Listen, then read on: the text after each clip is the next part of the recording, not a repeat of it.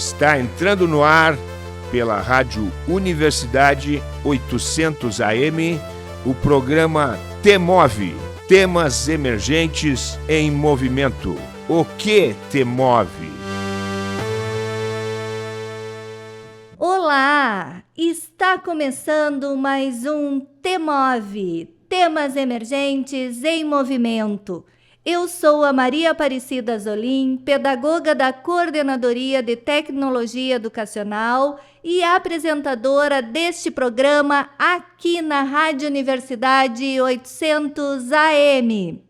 O programa T-Move, Temas Emergentes em Movimento, é um projeto da Coordenadoria de Tecnologia Educacional da UFSM vinculada à Prograde, Pró-Reitoria de Graduação.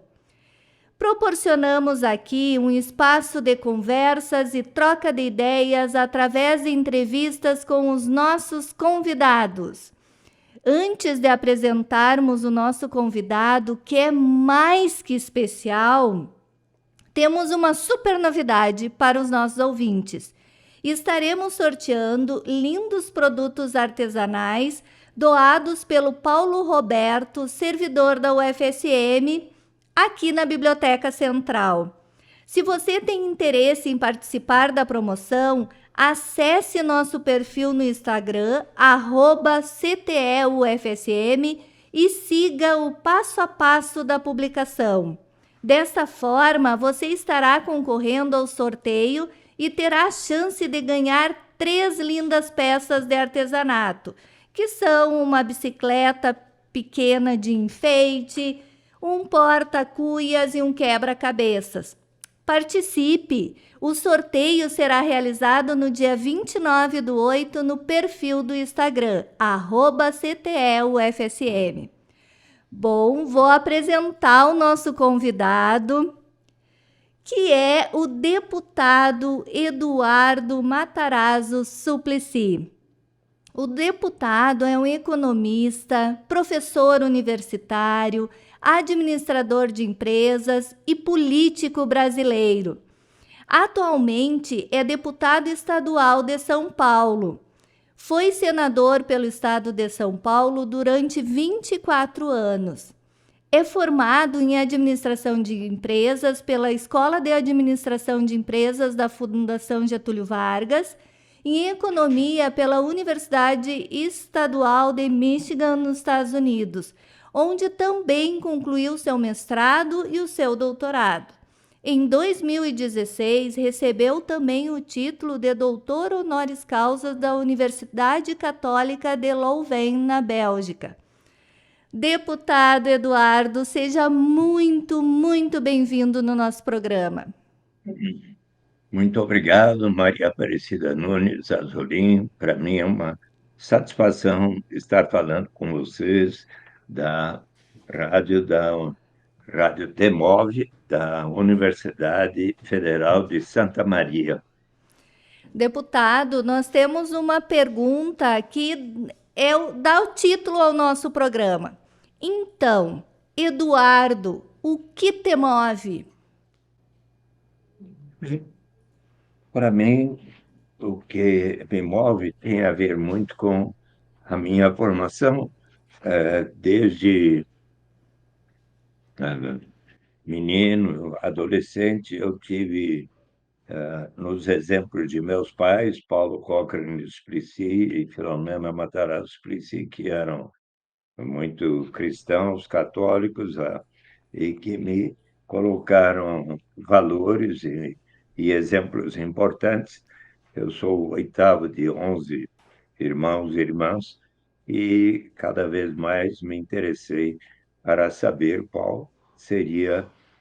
quais seriam as soluções para que o Brasil se tornasse uma sociedade mais civilizada e mais justa.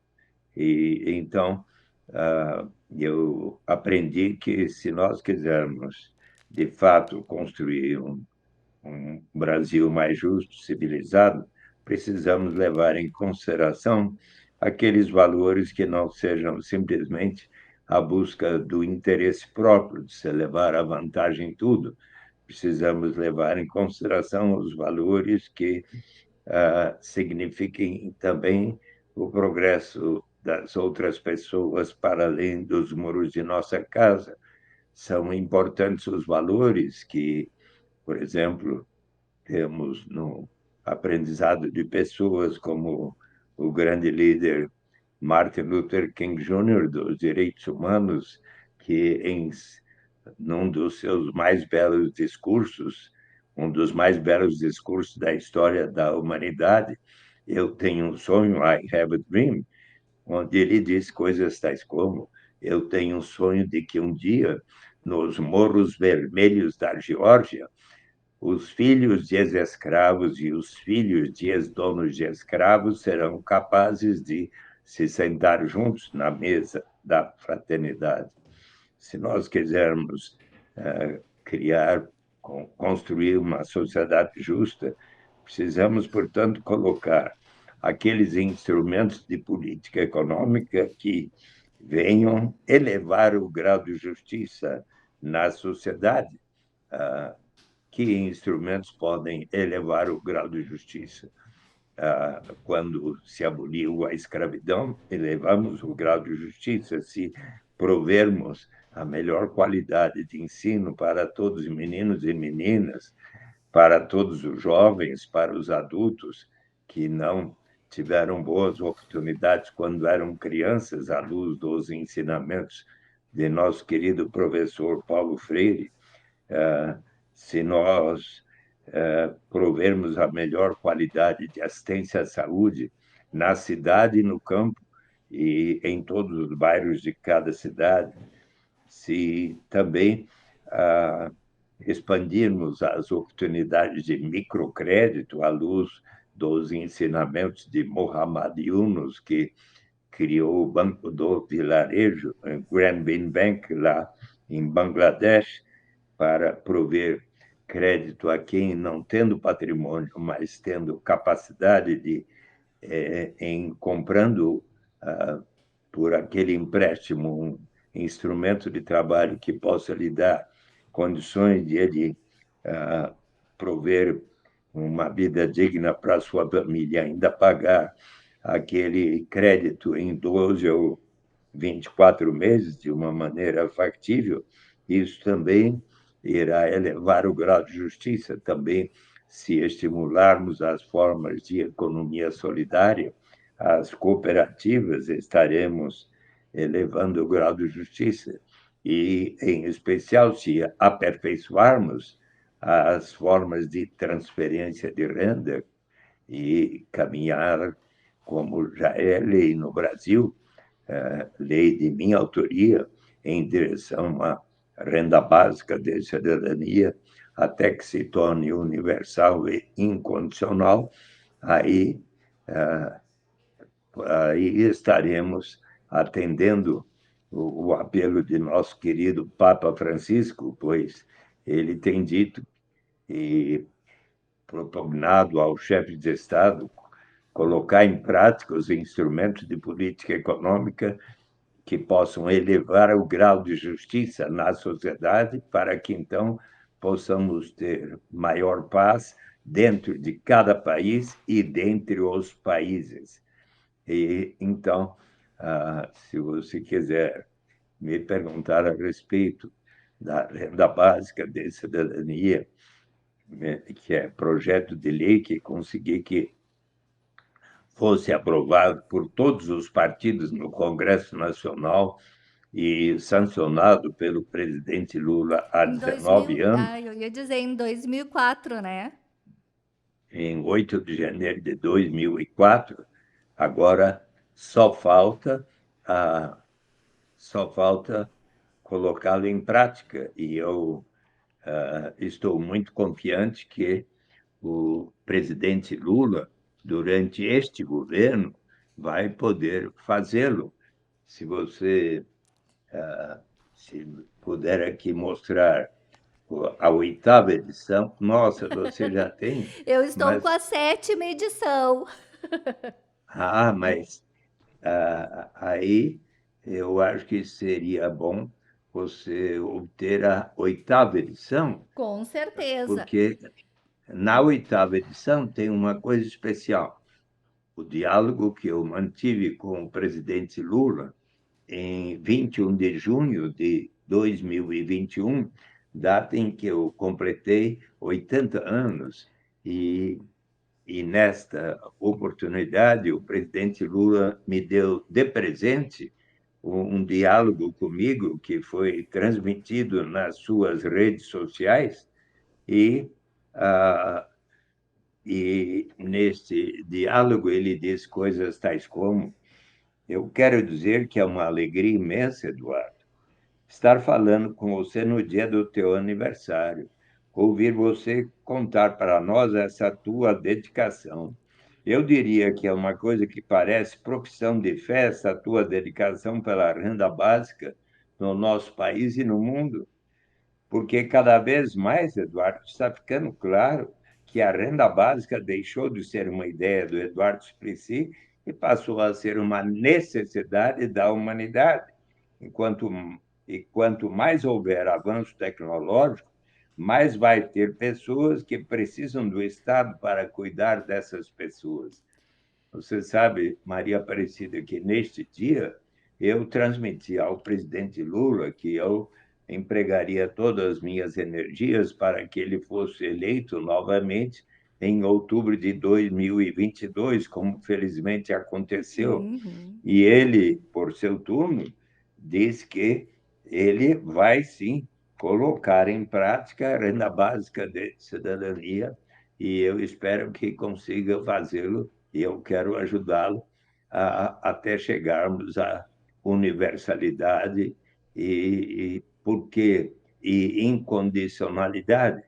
Mas se você quiser saber por que a renda básica para você, Maria Aparecida, para o Eduardo Suplicy, para todas aquelas pessoas que estão nos assistindo e para o mais bem-sucedido empresário de Santa Maria e do Brasil, por que isso vai ser uma boa coisa? É claro, os que temos mais, vamos colaborar para que nós próprios e todos os demais venham a receber, e daí teremos as grandes vantagens de eliminarmos qualquer burocracia envolvida em se ter que saber quanto cada um ganha no mercado formal, na carteira de trabalho assinado ou informal, se uma mãe toma conta das crianças da vizinha, não precisa declarar. Eliminamos também qualquer estigma ou sentimento de vergonha da pessoa precisar dizer eu só recebo tanto, por isso mereço tal complemento de renda. Eliminamos também o chamado fenômeno da dependência, que acontece quando se tem um sistema que diz quem não recebe até certo patamar tem o direito de receber tal complemento, e a pessoa está por decidir, vou ou não iniciar essa atividade, que vai me render esse tanto, mas se eu iniciar a receber esse tanto, e aí vem o governo e me retiro o que eu estava recebendo naquele programa, eu talvez desisto e entro na armadilha da pobreza ou do desemprego. Mas se todos iniciarmos a renda básica em diante, sempre haverá o estímulo ao progresso. Mas alguns estão nos perguntando, mas será que não vai estimular a ociosidade? O que é que vamos fazer com aquelas pessoas que têm uma tendência inagradável à vagabundagem? Será mesmo, Maria Aparecida? Vejam bem, todos nós amamos realizar uma série de atividades porque nos sentimos úteis perante a comunidade. As mães, quando estão amamentando seus nenês, qualquer hora do dia, da noite, da madrugada, com todo amor e carinho. Nós, pais e mães, quando estamos cuidando de nossos filhos, nas associações de bairros, nas igrejas de todas as denominações, nos centros e diretórios acadêmicos, quantos de nós não estamos sempre realizando atividades porque nos sentimos úteis perante a comunidade, e ainda mais quando pensamos em certos aspectos da nossa história. Eu acredito Lembrarmos-nos nisso. que, lembrarmos-nos que por mais de 3 séculos, milhões de pessoas foram arrancadas de sua terra natal na África para virem aqui colaborarem para o enriquecimento de tantas famílias, sem que lhes fosse provida qualquer remuneração que não fosse viver numa senzala e receberem uma alimentação que fazia com que os escravos tivessem uma expectativa de vida pouco superior a 30 anos de idade. Mas qual é a principal vantagem, Maria Aparecida Nunes Azolim, da renda básica de cidadania? Você quer dizer para nossos ouvintes? Ou quer que eu fale? Eu acredito que é a dignidade, né? A construção Muito da, bem, da, né? da dignidade, porque quando começou o Bolsa Família, que depois eu vou lhe perguntar sobre o Bolsa Família, quando começou o Bolsa Família, era comum ouvir pessoas dizendo assim, isso assim, ó, as pessoas ganham o Bolsa Família, vão ficar acomodadas, vão, bem como o senhor disseste, a questão, vagabundagem, só que as pessoas precisam comer, né? Como dizia o Betinho, quem tem fome tem pressa. Então, eu não acredito que tenha alguém beneficiário dessas bolsas família, desses recursos, que ele queira ficar assim para sempre. Não, ele quer. O trabalho é dignidade, né? Então eu acredito que esse auxílio ele vem colaborar na questão das pessoas terem dignidade. Do ponto de vista exatamente da dignidade e da liberdade do ser humano, é que nós teremos a maior vantagem. O grande economista, prêmio Nobel, Amartya Sen, da Universidade de Harvard, nascido na Índia, ele explica em Desenvolvimento como Liberdade que desenvolvimento, se for para valer, deve significar maior grau de liberdade para todos. E ele ilustra com um exemplo de quando ele era menino, morava em Dhaka, hoje capital de Bangladesh, mas era a Índia. Seu pai era um bom professor e eles moravam numa boa casa.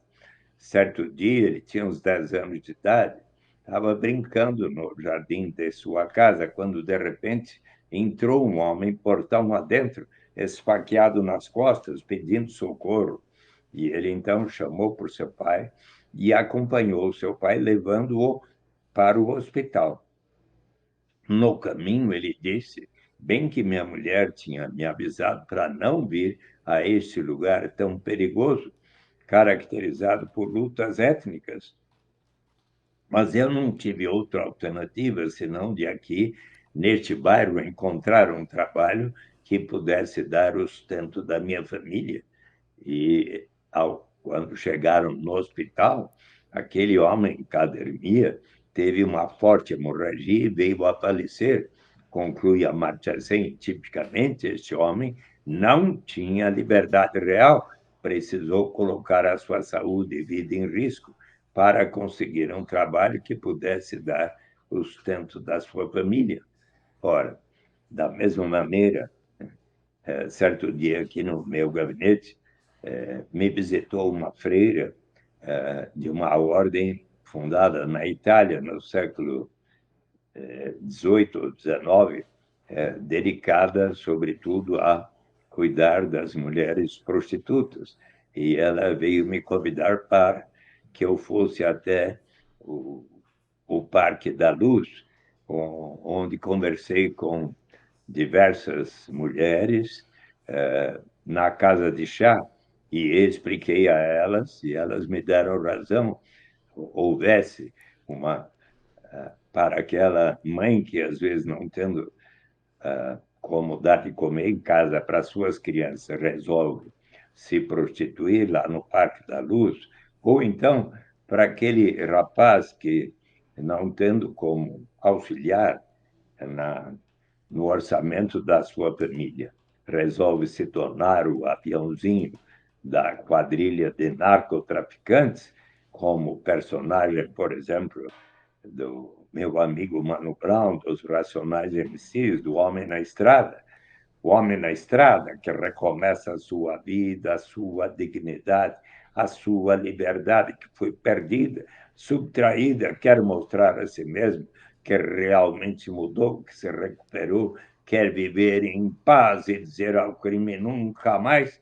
O dia que houver para si, seja para aquela mãe, seja para esse rapaz, e para cada membro da sua família, um, uma renda suficiente para atender às suas necessidades vitais, esta pessoa vai poder ganhar o direito de dizer: não, agora eu não preciso aceitar essa única oportunidade que surge pela minha frente, mas que vai ferir a minha dignidade, fazer mal à minha saúde. Eu agora, quem sabe, posso aguardar um tempo, quem sabe fazer um curso numa instituição na minha cidade, com a professora Maria Aparecida Nunes Azolim, até que surja uma oportunidade mais de acordo com a minha vocação. É neste sentido, pois, que a renda básica de cidadania vai aumentar o grau de dignidade e liberdade real para todas as pessoas. E eu penso, deputado, que eu não entendo muito de economia, mas pensando assim, ó, bem pensando no Adam Smith, do liberalismo econômico, o país inteiro cresce, as pessoas tendo mais poder de compra, deixando de lado a questão da dignidade, que é o principal, mas pensando no aspecto bem capitalista. As pessoas com maior poder de compra vão comprar mais, vão gerar mais impostos, todo mundo sai ganhando. Além da questão da pessoa ser vista como um ser legítimo, digno e merecedor de ter condições de se alimentar, de estudar, aquilo que a nossa Constituição, né, no seu artigo 1º diz. Então, as condições básicas, ela também vai poder adquirir e gerar, né? Vai movimentar. Então, todo mundo sai ganhando com um projeto assim.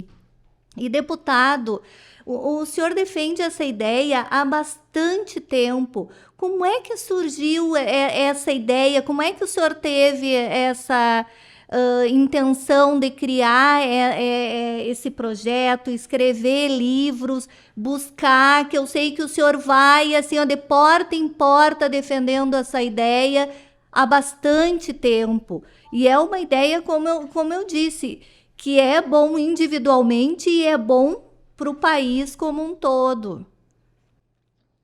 Quando é que você acha que começou a proposta da renda básica de cidadania?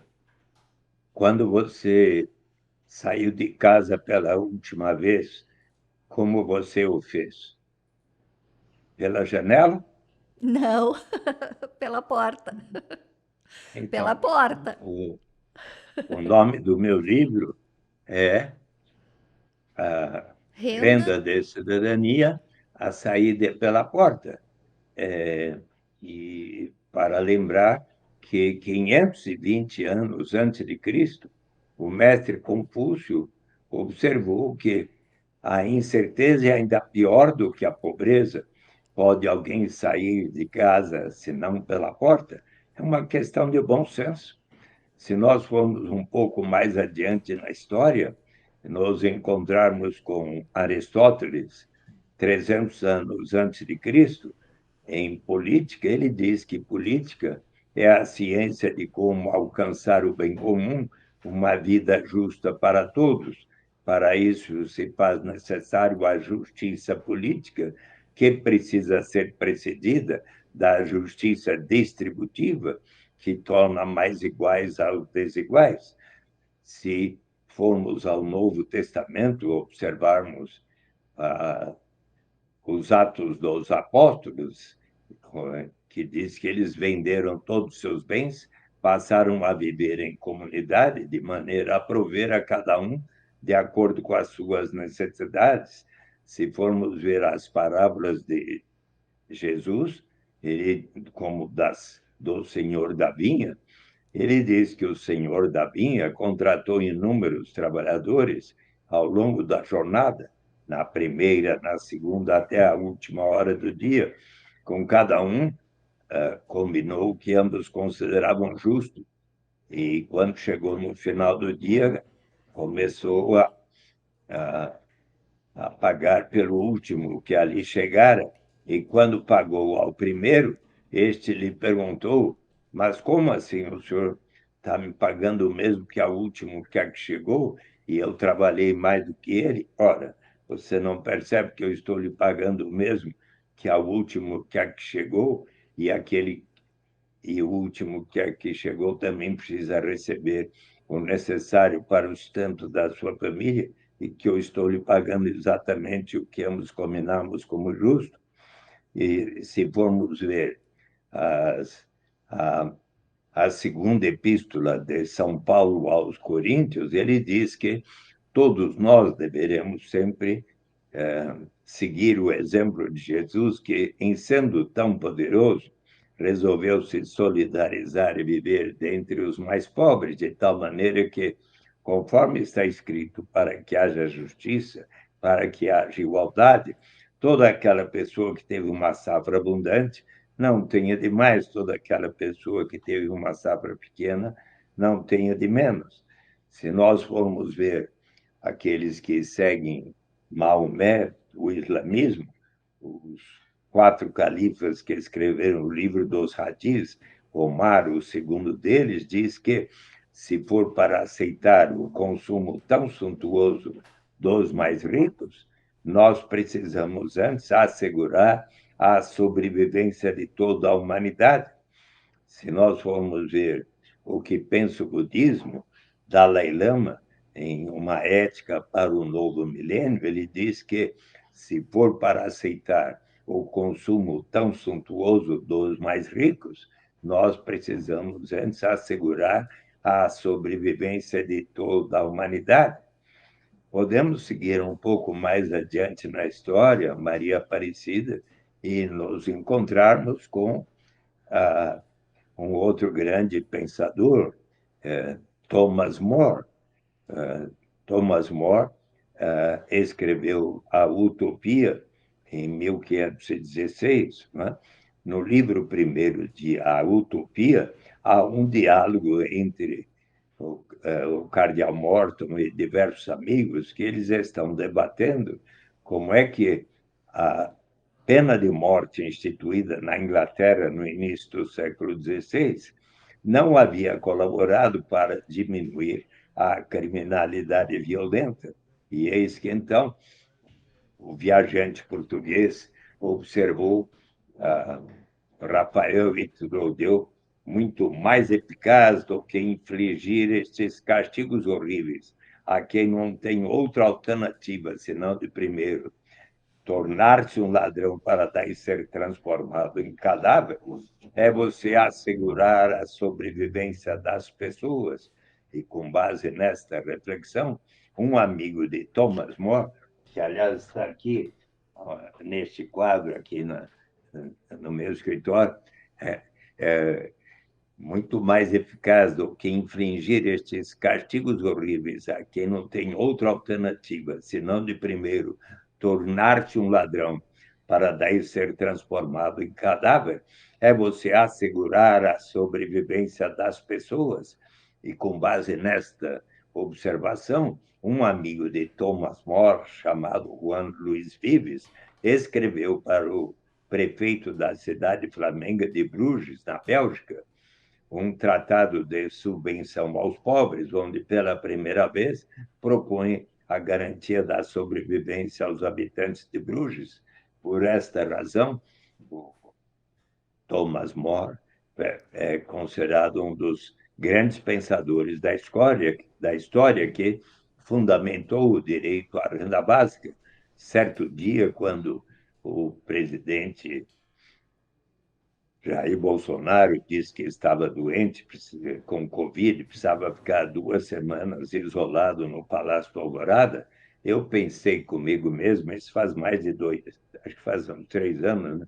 Quem sabe ele possa aprender uma lição, e mandei para ele de presente a Utopia de Thomas More.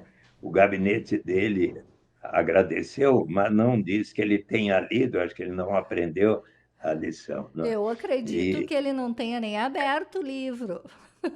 é, então, ah, podemos ir um pouco mais adiante na história. Lá por volta de 1743, nasceu na Inglaterra Thomas Paine, Paine, um grande idealizador que tão fortemente influenciou a, a criação dos Estados Unidos e a Revolução Francesa. Ele tornou-se amigo de Benjamin Franklin, que o persuadiu a ir viver na América. Para lá ele foi como um coletor de impostos e arguto observador de costumes e de valores, e passou a escrever ensaios que tiveram enorme impacto, dentre os quais Common Sense, senso comum, onde ele e foi publicado com mais de 150 mil exemplares distribuídos pelas ruas da Filadélfia e das 13 colônias, e eis que 6 meses depois, em 4 de julho de 1776, os americanos proclamaram a sua independência, mas só que ele começou a se sentir perseguido por suas ideias tão progressistas, e resolveu que ele falava contraria o bom senso, por exemplo, que uma ilha domine um continente, coisas como tais. Mas, por se sentir tão perseguido, resolveu voltar para a Inglaterra, sua terra natal. Lá chegando, começaram a queimar os seus livros. Imagine este homem responsável pela perda da nossa principal colônia. Então, ele resolveu ir para a França e, de tal maneira, se engajou na luta por liberdade, igualdade e fraternidade, os ideais da Revolução Francesa, que, 3 anos depois da Revolução Francesa, ele foi, embora estrangeiro, eleito constituinte francês. E, nesta qualidade, ele escreveu um ensaio de 20 páginas, que está aqui publicado no meu livro, Renda de Cidadania, Saída pela Porta, onde ele diz que a pobreza tem a ver com a civilização e a instituição da propriedade privada. Ali na América, onde ele havia estado, não enxergara tamanha destituição e pobreza quanto nas vilas e cidades europeias de então.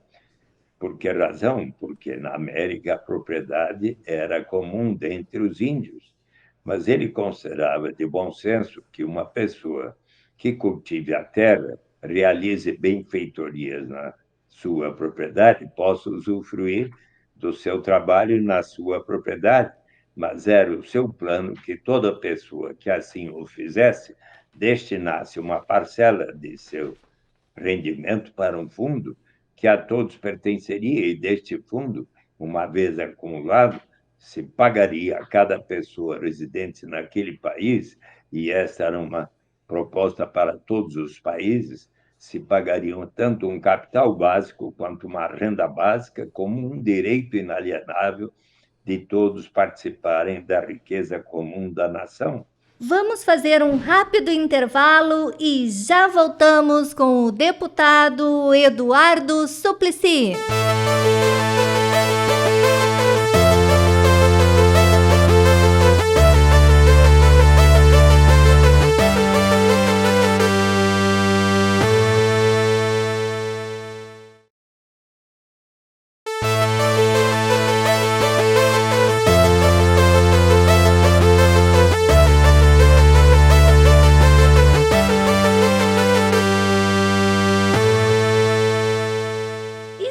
Estamos de volta com o TMOV. Para você que ligou o rádio agora, seja muito bem-vindo, seja muito bem-vinda. Você está ouvindo o programa TMOV pela Rádio Universidade 800 AM. Hoje com a presença do deputado Eduardo Suplicy. Podemos seguir um pouco mais adiante, no século XIX, em 1848, Karl Marx escreveu com Friedrich Engels o Manifesto Comunista.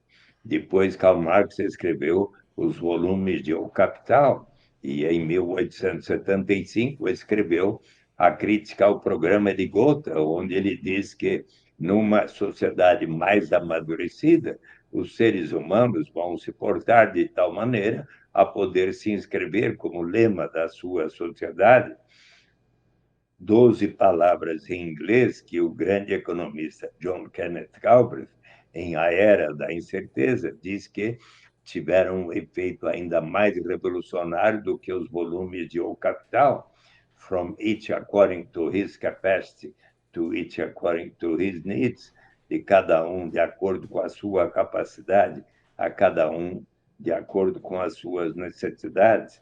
Se nós formos ao século XX, podemos nos encontrar com o grande filósofo Bertrand Russell, que em 1918 escreveu Os Caminhos para a Liberdade, uma reflexão sobre os grandes movimentos que abalaram a Europa antes da Primeira Grande Guerra Mundial, o socialismo, o sindicalismo, o fascismo, e ele, então, depois de examinar todos esses movimentos, diz que o seu plano era exatamente esse, que cada pessoa deve receber o necessário para a sua subsistência e, daí para frente, cada um vai conseguir obter aquilo que conseguir por seu talento, esforço, capacidade, produtividade, criatividade, mas a ninguém deve ser negado o mínimo para a sua sobrevivência. E daí para frente, mais e mais economistas no mais largo espectro passaram a defender a garantia de uma renda, seja através do imposto de renda negativo, seja através da renda básica universal e incondicional. E eu, quando estava nos Estados Unidos da América, fazendo o meu mestrado e depois o doutorado, me deparei bastante com este conceito. Lá por volta de 1968, por exemplo, mais de 1.000 economistas, alguns laureados com Nobel de Economia, assinaram um manifesto ao Congresso Nacional e ao governo norte-americano, sugerindo que criassem um sistema de garantia de renda. Era o presidente Richard Nixon que convidou um auxiliar dos governos John Kennedy e Lyndon Johnson, que fazia programas de combate à pobreza, para criar um plano, e ele criou o Plano de Assistência à Família, the Family Assistance Plan, pelo qual toda família que não recebesse pelo menos $3.900 por ano passaria a ter o direito de receber 50% da diferença entre aquele patamar e o nível de renda da família. E o projeto chegou a ser aprovado na House of Representatives, na Câmara dos Deputados, mas por 10-6 perdeu no Senado. Mas naquela época eu passei a estudar bastante esse conceito. Mais tarde, na Europa, a partir de 84, formou-se também por o Felipe Van Pares e outros professores da Universidade Católica de Louvain, apresentaram para um concurso que foi feito pelo rei Balduíno da Bélgica, no Colégio da Europa, e eles ganharam o primeiro prêmio, que era justamente por um estudo a respeito das origens da garantia de renda. E como ganharam US$ 4.000, aí o professor Felipe Van Pares, que é autor deste livro, Renda Básica, uma proposta radical para uma sociedade livre, uma economia sã, com o meu prefácio, que é da Cortez Editora. Então, ele reuniu, em 1986, na Universidade Católica de Louvain, cerca de 50 economistas, filósofos, cientistas sociais, que estudavam como combater a pobreza, e então eles, depois de 2 dias de um simpósio, fundaram a Basic Income, primeiro denominada Basic Income European Network, e que mais tarde, por minha sugestão, quando eu participei do Congresso da BIAN, em Barcelona, 10 anos depois, em 2004, eu sugeri que passasse a ser o The Basic Income Earth Network, a rede mundial da renda básica. E você sabe que exatamente daqui a alguns dias,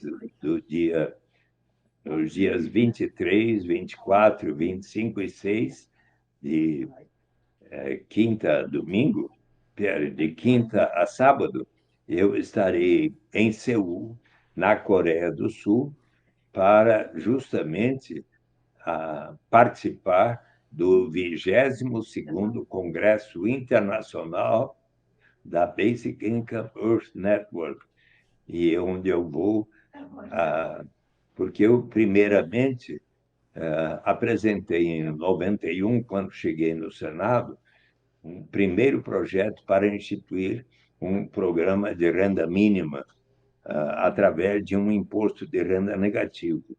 E foi aprovado pelo Senado, foi para a Câmara dos Deputados com um parecer favorável, inclusive do ex-governador do Rio Grande do Sul, Germano Rigoto, entusiasta, mas quando chegou agosto de 91,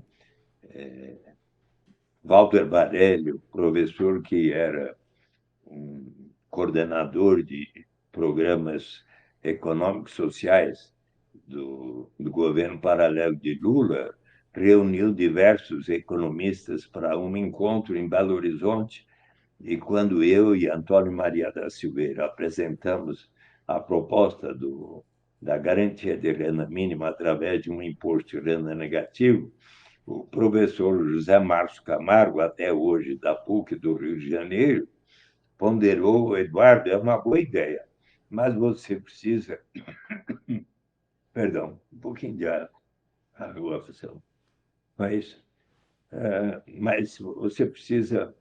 Seria interessante começar a garantia da renda primeiro para as famílias carentes, desde que as suas crianças estejam indo à escola, porque um dos principais problemas no Brasil é um número tão grande de famílias que, não tendo como dar de comer para as suas crianças, resolvem colocá-las para trabalhar precocemente, aos 7, 8, 9, 10 anos de idade. Se nós provermos uma garantia de renda às famílias carentes, desde que as suas crianças estejam indo à escola, iremos cortar um dos principais elos do círculo vicioso da pobreza. E então ele escreveu a respeito dessa proposta na Folha de São Paulo em 91 e depois em 93. E aí, em 95, Cristóvão Buarque, governador então eleito pelo PT no Distrito Federal, e também José Roberto Magalhães Teixeira, prefeito do PSDB em Campinas, ambos iniciaram projetos de renda mínima associados à educação, e isso teve uma repercussão forte, e outros prefeitos, como de Ribeirão Preto, Jundiaí, Salvador, Belo Horizonte, Belém, Caxias do Sul, Mundo Novo e tantos outros também iniciaram projetos nessa direção, e no Congresso Nacional surgiram 6 projetos de lei, 3 no Senado, 3 na Câmara, de Nelson Marquesan, Ney Suassuna, José Roberto Arruda no Senado, e de Chico Vigilante, Pedro Wilson, e outros ainda na Câmara.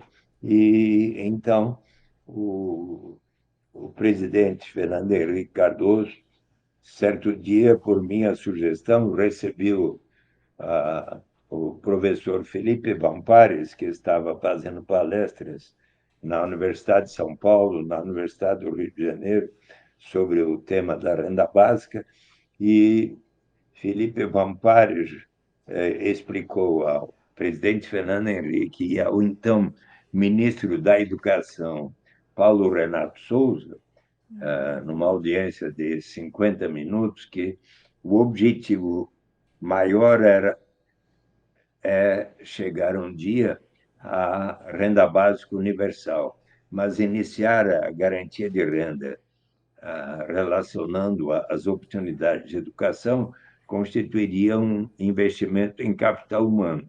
E assim, Fernando Henrique deu sinal verde para que o Congresso Nacional, com meu apoio e de todos os partidos, aprovasse aquilo que veio a ser primeiro o Bolsa Escola, depois veio o Bolsa Alimentação, o Auxílio Gás.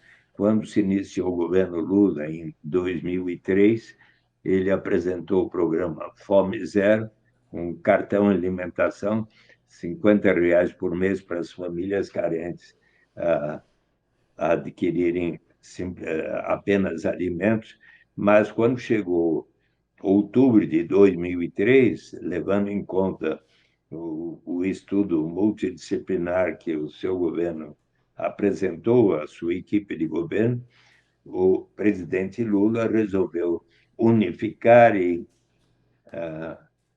racionalizar esses 4 programas que eu citei: Bolsa Escola, Bolsa Alimentação, Auxílio Gás e Cartão Alimentação, no que veio a ser o programa Bolsa Família, que em dezembro de 2003 já tinha 3,5 milhões de famílias beneficiárias, e foi aumentando, até chegar em 2014, 2015, quando havia mais de 14,2 milhões famílias. Durante todo este período, o índice, o coeficiente Gini de desigualdade foi diminuindo ano a ano, a proporção de famílias em estado de pobreza absoluta, pobreza extrema, também foi diminuindo, a ponto de a ONU ter qualificado o Brasil em 2014, 2015 como tendo atingido o estágio de fome zero. Mas de 2016 para cá, até 2022, infelizmente, os governos não deram atenção suficiente aos objetivos de erradicação da pobreza e promover maior igualdade. Então, aumentou o número de famílias em situação de pobreza, população em situação de rua.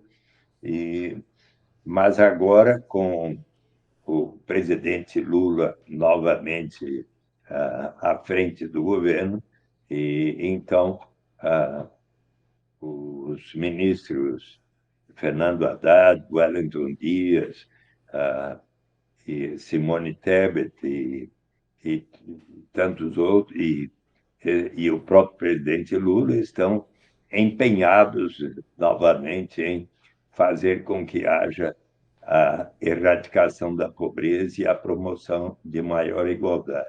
Deputado, E eu gostaria de lhe fazer uma pergunta agora. Posso? pode, pode fazer. Você, você já leu este livro, Vamos Sonhar Juntos? Não, só ouvi falar. Estou com muita vontade de ler. É um livro do Papa Francisco. Vamos sonhar É juntos. O Caminho para um Futuro Melhor. Você sabe o que ele diz na página 143? Não. Posso ler para você? Pode sim.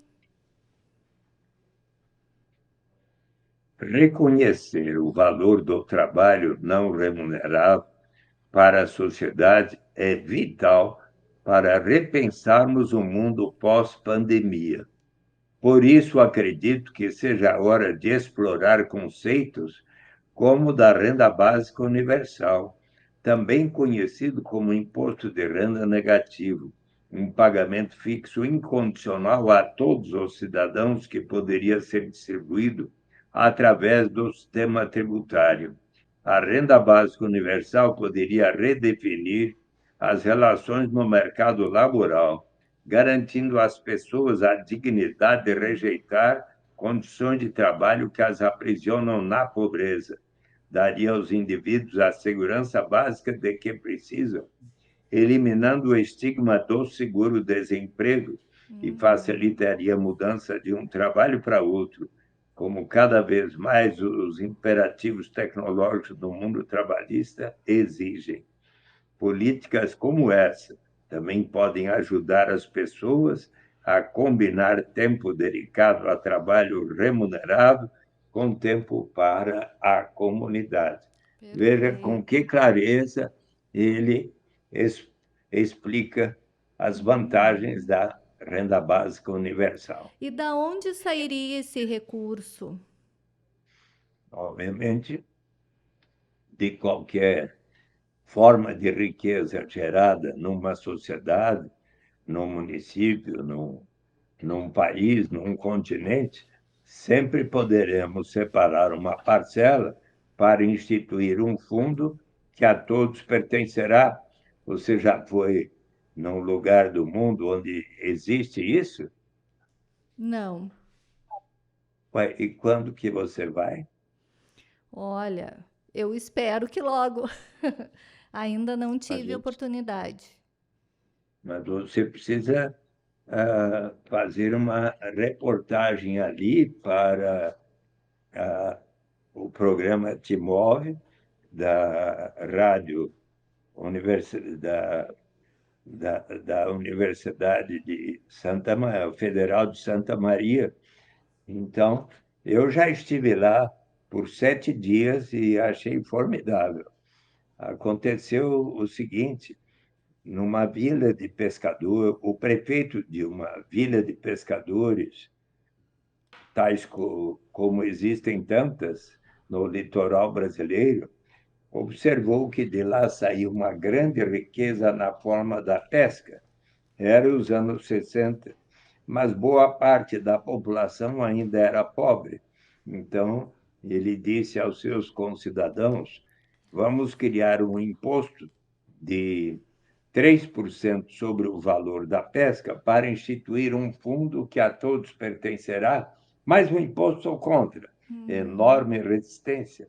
Precisou 5 anos para persuadir a comunidade. Uma vez instituído, deu tão certo que 10 anos depois ele se tornou governador do estado do Alasca.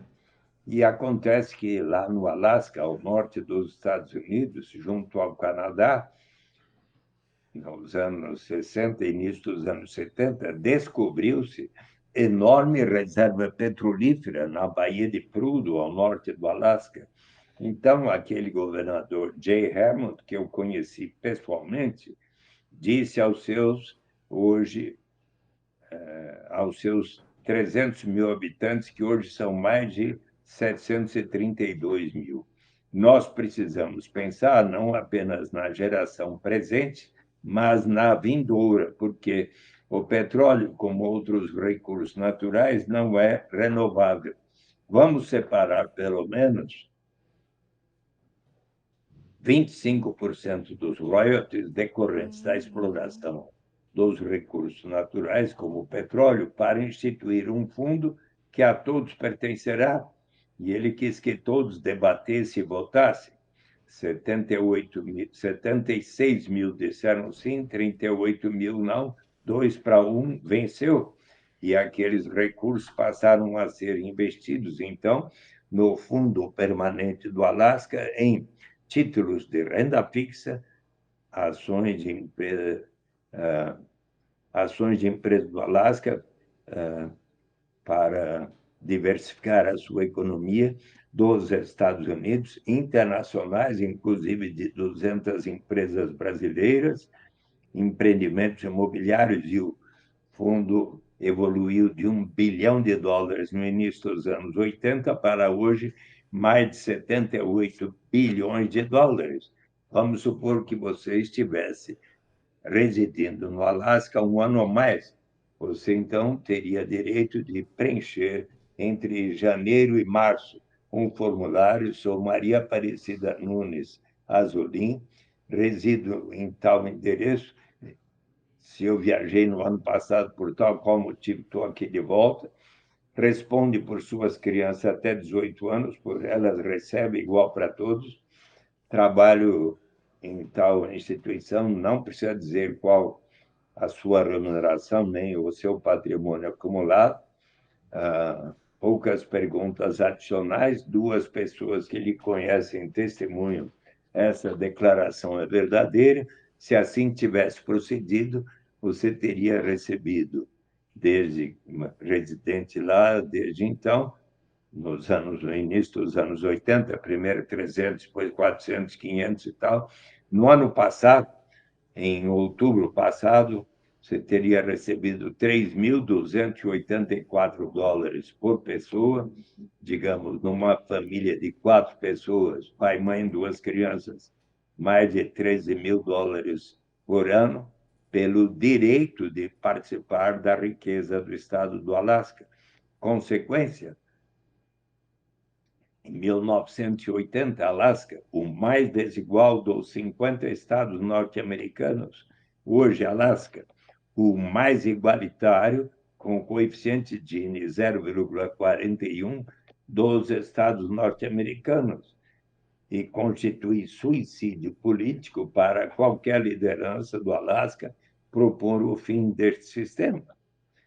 E experiências de renda básica estão acontecendo, por exemplo, em Macau, desde 2008, está se pagando uma proporção de 6% da receita dos cassinos, hotéis, restaurantes e tudo, vai para o Wealth Partaking System, o sistema de participação na riqueza de Macau, para os seus 700 mil habitantes, que passaram a receber 4 mil patacas desde 2000. Já faz alguns anos que está se pagando primeiro 4 mil, 7 mil, 10 mil patacas por ano por cada habitante, mas experiências têm acontecido na Namíbia, no Quênia, na Finlândia, em mais de 100 países. Há 100 cidades norte-americanas, como Stockton, que estão fazendo experiências de renda básica.